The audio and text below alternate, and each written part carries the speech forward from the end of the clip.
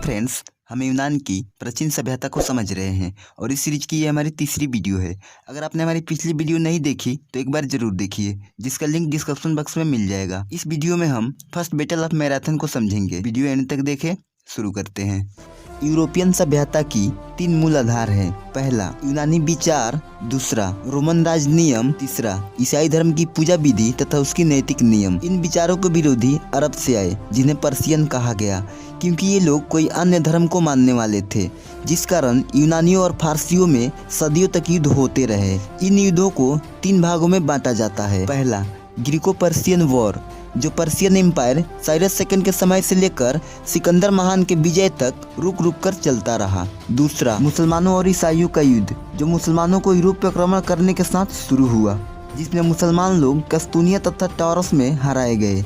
तीसरा तुर्कों और ईसाइयों का धर्म युद्ध, जो सदियों तक चलता रहा, जिसे क्रूसेड भी कहा जाता है। इन तीनों युद्धों में पहला युद्ध काफी भयानक रहा, क्योंकि इसी युद्ध में दुनिया के सबसे बड़े साम्राज्यों में से एक पर्शियन एम्पायर का अंत हुआ। अब हम पर्शियन एम्पायर की आरंभिक काल को समझते हैं।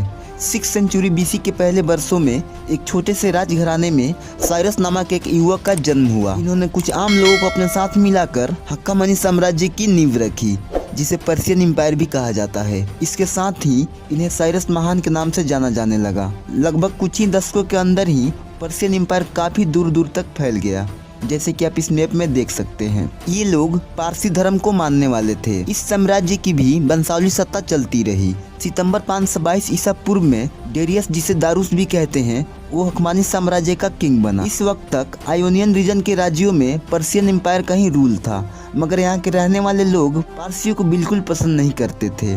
वो किसी तरह पर्शियन रूल को अपने यहाँ से हटाना चाहते थे, और इन सब में यूनानी राज्य पूरी तरह से इन लोगों का साथ दे रहा था। इसी बीच हिपियस, जो एथेंस राज्य का पूर्व तानाशाह था, जिसे दशकों पहले एथेंस अपने राज्य से बाहर कर चुका था, उसने पर्शियन एम्पायर डेरियस से हाथ मिला लिया और यूनान पे आक्रमण करने के लिए उकसाया, जबकि डेरियस पहले से ही इसकी तैयारी कर रहा था, क्योंकि डेरियस अपने साम्राज्य को पूरे यूरोप में फैलाना चाहता था, जिसे रोकने के लिए बीच में खड़ा था यूनान। इसी बीच आयोनियन रीजन में पर्शियन शासकों के खिलाफ आम लोगों ने विद्रोह शुरू कर दिया। इस विद्रोह में यूनानी राज्य एथेंस ने अपने बहुत सारे सैनिक पर्शियन के खिलाफ उतार दिए, जिसके मदद से बहुत सारे पर्शियन शासकों को मार डाला गया। जब ये बात डेरियस को पता चली तो वो बहुत क्रोधित हुआ और उसी वक्त से अपनी सेना इकट्ठा करना शुरू कर दिया।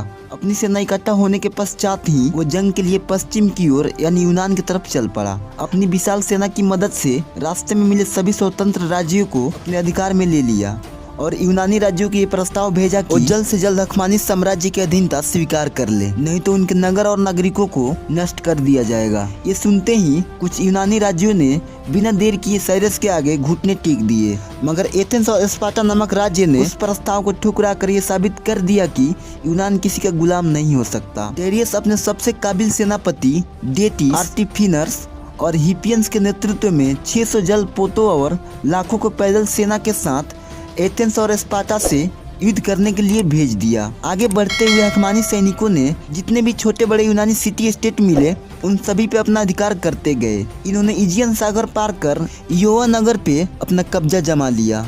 साथ ही इन्होंने इटीरिया नगर को ध्वस्त कर वहाँ के नागरिकों को कत्ल कर बचे कुछ नागरिकों को अपना गुलाम बना लिया।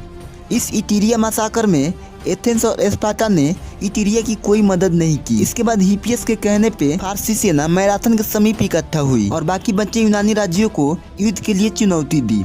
एथेंस अपनी बहुत छोटी सेना लेकर, जिसमें और भी दूसरे राज्यों के सैनिक थे, मैराथन के लिए चल पड़े और इस सेना का नेतृत्व कर रहा था मिलिसियड, जो काफी चतुर सेनापति था। इस तरह बैटल ऑफ मैराथन फारसी और यूनानियों के बीच शुरू हो गया। इस जंग में स्पार्टा की सेना अंधविश्वासों के कारण उचित समय पर नहीं पहुंच सकी। अंत में मिलिशियट की रणनीतियों के कारण इस जंग में फारसी सेना यूनानियों द्वारा हरा दी गई। इस जीत से यूनान के इतिहास में यूनानियों पे काफी प्रभाव पड़ा, क्योंकि यूनानियों का मानना था कि फारसी सेना को कभी हराया नहीं जा सकता, मगर उनकी ये भ्रम एथेंस वालों ने दूर कर दिया। अब यूनानी समझ चुके थे कि फारसी सेना को भी हराया जा सकता है। साथ ही फारसियों को पश्चिम में यानी यूरोप की ओर प्रसार भी रुक गया। दूसरी तरफ इस हार के कारण फारसियों का उत्साह थोड़ा भी कम नहीं हुआ और अब वो दुगुनी ताकत के साथ यूनान पर आक्रमण करने की तैयारी करने लगे, जिसे हम नेक्स्ट चैप्टर में समझेंगे। वीडियो को लाइक करें, चैनल को सब्सक्राइब करें और शेयर जरूर करें।